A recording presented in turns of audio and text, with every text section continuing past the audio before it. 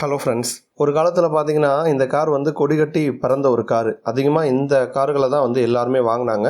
ஒரு middle class ஃபேமிலிக்கு ஏற்ற காராக இருந்துச்சு, நல்ல மைலேஜ் கொடுக்கக்கூடிய ஒரு காராக இருந்துச்சு. பட் இப்போ இந்த காரோடைய விற்பனை அப்படிங்கிறது நாளுக்கு நாள் வந்து சரிவை சந்திச்சுட்டு வருது. மாருதி சுசுக்கியே வந்து இதை வந்து எதிர்பார்த்துருக்க மாட்டாங்க. அந்தளவுக்கு வந்து மோசமாக தான் சேல்ஸ் கொண்டு வந்து போயிட்டுருக்கு. அதனால் இந்த காரில் 2026 புது அப்டேட் வந்து வரும் அப்படிங்கிற மாதிரி சொல்லியிருக்காங்க. அது என்ன கார் அப்படிங்கிறது பற்றியும், அதே மாதிரி இப்போ ஹுண்டாய் வென்யூ கார் வந்து ஃபேஸ் லிஃப்ட் அப்டேட் கொடுத்து திரும்ப விற்பனைக்கு வந்து கொண்டு வர போகிறாங்க. அதில் நிறைய விஷயங்கள் பார்த்தீங்கன்னா கிரெட்டாவில் இருந்தும் அல்கசார் காரில் இருந்தும் நிறைய ஃபீச்சர்ஸை வந்து வென்யூவில் வந்து கொடுக்குறாங்க. அப்போ வந்து கிரெட்டாவாக இருக்கட்டும், அல்கசாராக இருக்கட்டும், அதெல்லாம் வந்து கொஞ்சம் விலை அதிகமான கார்கள், நிறைய டெக் ஃபீச்சர்ஸ் இருக்கக்கூடிய கார்கள். அந்த மாதிரி என்னென்ன ஃபீச்சர்ஸ் எல்லாமே இப்போ வென்யூவில் நம்ம வந்து எக்ஸ்பெக்ட் பண்ணலாம் அப்படிங்கிறத பற்றியும், அதே மாதிரி ஒரு 5 விஷயம் நம்ம கியா செல்டோஸில் புதுசாக எதிர்பார்க்கலாம். செல்டோஸில் இப்போ ஃபேஸ் லிஃப்ட் அப்டேட் வந்து வரப்போகுது. கியா வந்து டெஸ்ட் பண்ணிகிட்டு இருக்காங்க. அடுத்த வருஷம் கண்டிப்பாக நம்ம இந்தியாவில் வந்து லான்ச் ஆயிரும். அப்போ அந்த காரில் வந்து என்னென்ன மாதிரி விஷயங்கள்லாம் புதுசாக 5 விஷயங்கள் வரப்போகுது அப்படிங்கிறத பற்றி தான் டீட்டெயிலாக வந்து பார்க்க போகிறோம். ஃபர்ஸ்ட் அப்டேட் வந்து எந்த காருக்கு ரெஸ்பான்ஸ், அந்த ஒரு வரவேற்பு அப்படிங்கிறது கம்மியாகிட்டே வருதுங்கிறத பார்த்துருவோம். மாருதி சுசுகி நிறுவனத்தில் இருக்கக்கூடிய ஆல்டோ K10 காருக்கு தான் முதல்ல வந்து 2010 இந்த காரை வந்து அறிமுகப்படுத்தினாங்க. அதுக்கப்புறம் மேஜர் அப்டேட்டுன்னு பார்த்தோன்னா 2022 தான் வந்து கொடுத்தாங்க. ஹாட் டெக் பிளாட்ஃபார்மில் டிசைன்லாம் வந்து மாற்றி ஒரு நியூ லுக்கில் வந்து கொண்டு வந்தாங்க. அப்போ வந்து ஆல்மோஸ்ட் மார்க்கெட்டில் இந்த கார் வந்து 15 வருஷத்துக்கு மேலே விற்பனையில் வந்து இருக்குது. பட் ரீசெண்டாக ஒரு 2 வருஷமாக தான் இந்த காருக்கான வரவேற்பு அப்படிங்கிறது குறைஞ்சிக்கிட்டே வருது அப்படின்னு வந்து சொல்லலாம். ஜென்ரலாக இந்த காரை ஏன் வாங்குவாங்க அப்படின்னா விலை கம்மியாக இருக்கும், மிடில் கிளாஸ் ஃபேமிலிக்கு ஏற்ற மாதிரி இருக்கும், நல்ல மைலேஜ் கொடுக்குற மாதிரி இருக்கும். அந்த ரீசன்னால தான் இந்த கார் வந்து தொடர்ந்து வந்து விற்பனையில் இருந்துச்சு. அந்த டாப் 10க்குள்ளே இடம் பிடிச்சிட்டே இருந்துச்சு. பட் 2024-25 இந்த 2 வருஷத்தை எடுத்துக்கிட்டோன்னா இந்த கார் வந்து படுபயங்கரமாக வீழ்ச்சியை சந்திச்சிருக்கு அப்படின்னு தான் சொல்லணும். ஏன்னா 2023 வரைக்கும் இந்த கார் வந்து டாப் 1 இருந்திருக்கு. அதிகமாக சேலான கார்கள் பட்டியலில் சில மாதங்கள் டாப் 1 இருக்குது. எப்போதுமே டாப் 10க்குள்ளே இடம் பிடிச்சிடும். 2023 வரை 24க்கு பிறகு பார்த்தீங்கன்னா கார் வாங்குறவங்களுடைய அந்த பார்வை வந்து மாற ஆரம்பிச்சுது. சேஃப்டிக்கு இம்பார்ட்டன்ஸ் கொடுக்க ஆரம்பித்தாங்க. நல்ல ஸ்பேஷியஸாக வேணும்னு எதிர்பார்த்தாங்க. அதுமாதிரி வந்து பூட் ஸ்பேஸ் அதிகமாக இருக்கணும், கேபின் ஸ்பேஸ் வந்து அதிகமாக இருக்கணும் அப்படிங்கிற மாதிரிலாம் எக்ஸ்பெக்ட் பண்ண ஆரம்பித்தாங்க. அதனால் வந்து இந்த கார் வந்து அப்படியே சரிவை சந்திக்க ஆரம்பிச்சுது. இப்போ உதாரணத்துக்கு சொல்லணும்னா நம்ம 2025 எடுத்துக்கிட்டோன்னா சில மாதங்களில் இந்த கார் வந்து அதிகமாக விற்பனையான டாப் 25 கார்கள் பட்டியலில் கூட இடம் பிடிக்கல. இப்போ செப்டம்பர் ரீசெண்டான ஒரு டேட்டா எடுத்தோம் அப்படின்னா 25வது இடத்த இந்த கார் வந்து பிடிச்சிருக்கு. 5434 கார்கள் மட்டும்தான் விற்பனை ஆயிருக்கு. இதுவே செப்டம்பர் 2024லையுமே வந்து மோசமாக போயிடுச்சு சேல்ஸு. அப்போ 24ல் 8655 கார்கள் வந்து விற்பனை ஆயிருந்துச்சு. அப்போ வந்து கடந்த வருஷத்தோடு கம்பேர் பண்ணுறப்போ 37% வந்து சரிவை சந்திச்சிருக்கு. அப்போ 2023 நல்லா போணுச்சு. கண்டிப்பாக 10,000க்கு மேலே கார்கள் வந்து விற்பனை ஆகிட்டு இருந்துச்சு. இப்போ அப்படியே அது வந்து 5000 ரேஞ்சில் வந்து இருக்குது.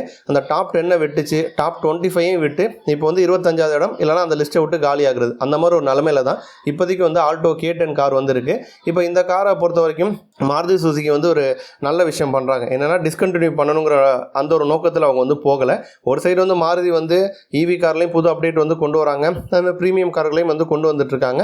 இருந்தாலுமே அந்த ஹேஷ்பேக் கார்களை விடணுங்கிற எண்ணம் அவங்களுக்கு வந்து கிடையாது. இந்த ஆல்டோவில் வந்து 2026 புதுசாக வந்து அப்டேட் கொடுக்கறதா வந்திருக்காங்க. அந்த அப்டேட் வந்து ஒரு ஹேஷ்பேக்கையும் தாண்டி ஒரு ப்ரீமியம் ஹேஷ்பேக் கேட்டகரியில் வந்து இந்த கார் ஆல்டோ K10 வந்து கொண்டு வர போகிறாங்க. இப்போதைக்கு வந்து அது நார்மல் ஹேஷ்பேக் கேட்டகரியில் வந்து இருக்குது. டிசைன் அப்டேட் வந்து கொடுத்து அதேமாதிரி இன்ஜின்லேயும் அப்டேட் வந்து கொடுத்து ஒரு புது மாதிரியாக 2026 ஆல்டோ K10 விற்பனைக்கு வந்து கொண்டு வர போகிறாங்க. அடுத்த அப்டேட் பார்த்தோன்னா இப்போ வரப்போகிற வென்யூ காரில் வந்து ஒரு டாப் 10 ஃபீச்சர்ஸ், அது வந்து ஒரு காஸ்ட்லி கார்களில் இருக்கக்கூடிய ஃபீச்சர்ஸை இதில் வந்து நம்ம வந்து எதிர்பார்க்கலாம். அப்போ வந்து நல்ல ஃபீச்சர்ஸ் நிறைஞ்ச ஒரு காராக வென்யூ கார் வந்து மாறப்போகுது. என்னென்ன மாதிரி விஷயங்கள் அப்படின்னு பார்த்தோன்னா லெவல் 2 ADAS டெக்னாலஜி வந்து கொண்டு வர போகிறாங்க. இப்போ ஆல்ரெடி இருந்த எக்ஸிஸ்டிங் வென்யூவில் வந்து லெவல் 1 வந்து கொடுத்துருந்தாங்க. பட் இப்போ வந்து லெவல் 2 வந்து அப்டேட் வந்து பண்ணுறாங்க. இந்த லெவல் 2 அப்படிங்கிறது கிரெட்டாவில் இருக்கக்கூடிய ஒரு ஃபீச்சர் தான். அது இப்போ வென்யூ கார்லேயும் வந்து வரப்போகுது. அப்போ வந்து காஸ்ட்லி காரில் இருந்த ஃபீச்சர்ஸ் வந்து ஒரு பட்ஜெட் ஃப்ரெண்ட்லி கார்லையுமே வரப்போகுது. அடுத்து வந்து பிக்கர் இன்ஃபர்டைன்மெண்ட் சிஸ்டம் வந்து கொடுக்க போகிறாங்க. இப்போ கிரெட்டாவாக இருக்கட்டும், அல்கசாராக இருக்கட்டும், 2 கார்லையுமே 10.25 இன்ச்சில் ஸ்க்ரீன்ஸ் வந்து கொடுப்பாங்க. வென்யூவில் அதை தாண்டி ஒரு படி மேலே போகிறாங்க. ஏன்னா 12.3 இன்ச்சில் வந்து இன்ஃபர்டைன்மெண்ட் சிஸ்டம் வந்து வரும் அப்படிங்கிற மாதிரி வந்து சொல்லியிருக்காங்க. அப்போ முன்னாடி இருந்ததை விட இப்போ வந்து பிக்கர் ஸ்க்ரீன் நம்ம வந்து எதிர்பார்க்கலாம். அடுத்து வந்து பெனரோமிக் சன்ரூஃப் வசதியும் வந்து நமக்கு வந்து தரப்போகிறாங்க. இப்போ முன்னாடி இருந்த வென்யூவில் வந்து சிங்கிள் பேன் சன்ரூஃப் தான் வந்து கொடுத்தாங்க. இப்போ வரப்போகிற வென்யூவில் வந்து பெனரோமிக் சன்ரூஃப், நல்ல பெரிய சன்ரூஃப் வசதி வந்து கொடுக்குறாங்க. இப்போ இந்த செக்மெண்ட்டில் ஆல்ரெடி எந்தெந்த கார்களில் இந்த வசதி இருக்குது அப்படின்னா கியா சைரோஸில் இருக்குது, டாடா நெக்ஸானில் இருக்குது, மகேந்திரா 3XOவில் வந்து இருக்குது. இப்போ அந்த கார்களோட வந்து போட்டி போடுற அளவுக்கு வென்யூலையுமே இந்த ஃபீச்சர் வந்து வரப்போகுது. அடுத்து பார்த்தோம்னா டுவல் ஜோன் கிளைமேட் கண்ட்ரோல் வசதியும் வந்து வரப்போகிற வென்யூ காரில் வந்து கொடுக்க போகிறாங்க. இதுவுமே கிரெட்டா மற்றும் அல்கசாரில் இருந்தது தான். அடுத்து வந்து வென்டிலேட்டட் சீட்ஸ் வந்து கொடுக்க போகிறாங்க. அதுவும் வந்து ஃப்ரண்ட்டு மற்றும் ரியரில் வந்து வென்டிலேட்டட் சீட்ஸ் வந்து கொடுக்குறாங்க. இப்போ கரண்ட்டாக இந்த ஃபீச்சர் வந்து 6 சீட்டர் அல்கசாரில் வந்து இருக்குது. கரண்ட்டாக பார்த்தோம் அப்படின்னா இந்த ஃபீச்சர் வந்து 6 சீட்டர் அல்கசார் காரில் வந்து இருக்குது. இப்போ அதேமாதிரி வந்து சப் 4 மீட்டர் எஸ்யூவிக்கள் எடுத்துக்கிட்டோன்னா சைரோஸ் காரில் மட்டும்தான் இருக்குது front and rear ventilated seat. அந்த ஒரு வசதி வந்து இப்போ வென்யூவில் வந்து வரப்போகுது. அடுத்து வந்து பவர்டு கோ டிரைவர் சீட், அந்த ஒரு வசதியும் பார்த்தீங்கன்னா இப்போ வந்து வரப்போகுது. இப்போ கரண்ட்டாக இருக்கிறது 4 விதமாக பவர் அட்ஜஸ்டபிள் டிரைவர் சீட் வசதி மட்டும்தான் வந்து வென்யூவில் வந்து இருக்குது. அப்போ அந்த கோ டிரைவருக்கும் வந்து அட்ஜஸ்ட் பண்ணிக்கிற மாதிரி வசதியை வென்யூவில் வந்து கொண்டு வர போகிறாங்க.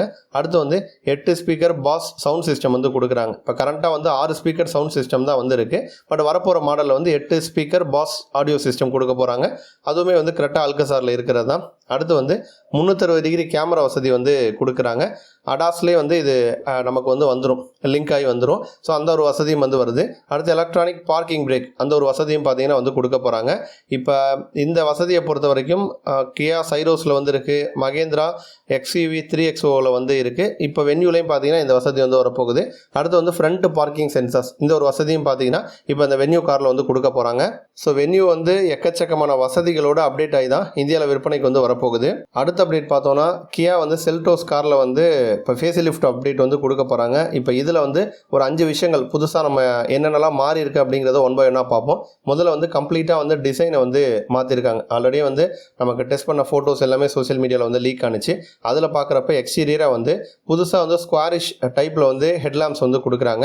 வெர்டிகலாக LED DRL வந்து வருது. அதேமாதிரி இன்னுமே ஒரு ப்ராமினெண்ட்டாக இருக்கிற மாதிரி கிரில் செட்டப் வந்து கொடுக்குறாங்க. டெயில் லைட்டை பொறுத்த வரைக்கும் கியா EV5 கார், அந்த காரை இன்ஸ்பைர் பண்ணி டெயில் லைட் வந்து கொடுக்குறாங்க. ஸோ அப்போ அதே மாதிரி வந்து இன்டீரியராகவும் நமக்கு வந்து டேஷ்போர்டை இன்னும் கொஞ்சம் ஸ்லீக்காக வந்து மாற்றிருக்காங்க. அதுமாதிரி ஒரு டெக்கரேட் பண்ணுற மாதிரி எலமெண்ட்ஸ் வந்து நிறையா வந்து ஆட் பண்ணியிருக்காங்க. Multi colour ambient lighting system வந்து கொடுக்குறாங்க. அப்போ வந்து எக்ஸ்டீரியர் மற்றும் இன்டீரியர் 2 விதமாகவும் டிசைனில் அப்டேட் வந்து இருக்குது. அதேமாதிரி ஸ்பேஸ் வந்து அதிகமாக இருக்குங்கிற மாதிரி வந்து சொல்கிறாங்க. ஏன்னா இப்போ லென்த்தை பொறுத்த வரைக்கும் கரண்ட்டாக இருக்கிற மாடலை விட ஒரு 100 mm வந்து லென்த் வந்து இன்க்ரீஸ் ஆகும் அப்படிங்கிற மாதிரி சொல்லியிருக்காங்க. அடுத்த அப்டேட் பார்த்தோன்னா நமக்கு கம்ஃபர்டபுளாக இருக்கிற மாதிரி நிறைய ஃபீச்சர்ஸ் வந்து உள்ளே ஆட் ஆகுது. அதில் மெயினாக பார்த்தோன்னா மெமரி ஃபங்க்ஷன் வந்து இருக்குங்கிற மாதிரி வந்து சொல்லியிருக்காங்க. அதே மாதிரி பவர்டு மற்றும் வென்டிலேட்டட் டிரைவர் சீட் வசதி இருக்குங்கிற மாதிரி வந்து சொல்லியிருக்காங்க. அப்போ வந்து டிரைவர் அவருடைய வசதிக்கு தகுந்த மாதிரி அட்ஜஸ்ட் பண்ணி கன்வீனியண்ட்டாக வந்து ரைட் பண்ண முடியும். அதோடு சேர்த்து பார்த்தோம் அப்படின்னா ரியர் சீட்டை பொறுத்த வரைக்கும் வென்டிலேஷன், ரிக்ளைனிங் மற்றும் ஸ்லைடிங் ஃபங்க்ஷன், இந்த மாதிரி ஃபீச்சர்ஸோடு வந்து ரியர் சீட்ஸ் வந்து இருக்கும் அப்படிங்கிற மாதிரி வந்து சொல்லியிருக்காங்க. அடுத்து பார்த்தோம் அப்படின்னா கியா டிரினிட்டி டிஸ்பிளே, அந்த ஒரு வசதியும் வந்து கொடுக்க போகிறாங்க. இப்போ இந்த டிரினிட்டி டிஸ்பிளே அப்படின்னா என்ன அப்படின்னா நமக்கு வந்து 12.3 இன்ச்சில் HD இன்ஸ்ட்ருமெண்டல் கிளஸ்டர் வந்து வந்துடும் ரைட் சைடில். அதே மாதிரி வந்து ஒரு 5 இன்ச்சில் பார்த்தீங்கன்னா கிளைமேட் கண்ட்ரோல் டச் ஸ்க்ரீன் வந்து சென்டரில் வந்துடும். அடுத்து வந்து 12.3 இன்ச்சில் வந்து HD இன்ஃபோடைன்மெண்ட் சிஸ்டம் வந்து லெஃப்ட் சைடில் வந்துடும். அப்போ வந்து பார்த்தோம் அப்படின்னா நமக்கு வந்து ரைட் சைடில் பெரிய டிஸ்பிளே வருது, லெஃப்ட் சைட்லேயும் பெரிய டிஸ்பிளே வருது, நடுவில் வந்து ஒரு சின்ன டிஸ்பிளே, அது வந்து கிளைமேட் கண்ட்ரோலுக்காக பார்த்தீங்கன்னா வந்து கொடுக்குறாங்க. அடுத்து பார்த்தோன்னா ஃபியூவல் எக்கானமி வந்து முன்னாடி கொடுத்ததை விட அதிகமாக இருக்குங்கிற மாதிரி வந்து சொல்கிறாங்க. இப்போ கரண்ட் மாடல் பொறுத்த வரைக்கும் ஒரு 17 கிலோமீட்டர் ஆரம்பித்து 20.7 கிலோமீட்டர் வரைக்கும் வந்து கொடுக்கும். இப்போ இதை தாண்டி வந்து ஹைப்ரிட் பவர் ட்ரெயின் வந்து வரும் அப்படிங்கிற மாதிரி வந்து சொல்லியிருக்காங்க. பட் இனிஷியலாக ஹைப்ரிட் கொடுக்குறாங்களான்னு தெரில. இனிஷியலாக லான்ச் பண்ணிட்டு லேட்டராக கூட ஹைப்ரிட் வந்து கொண்டு வரலாம். பட் முன்னாடி இருந்த கரண்ட் மாடல் செல்டோஸை விட வரப்போகிற அப்கமிங் செல்டோஸ் அப்படிங்கிறது ஃபியூவல் எக்கானமியாகவும் வந்து பெட்டராக இருக்கும் அப்படிங்கிற மாதிரி சொல்லியிருக்காங்க. நன்றி.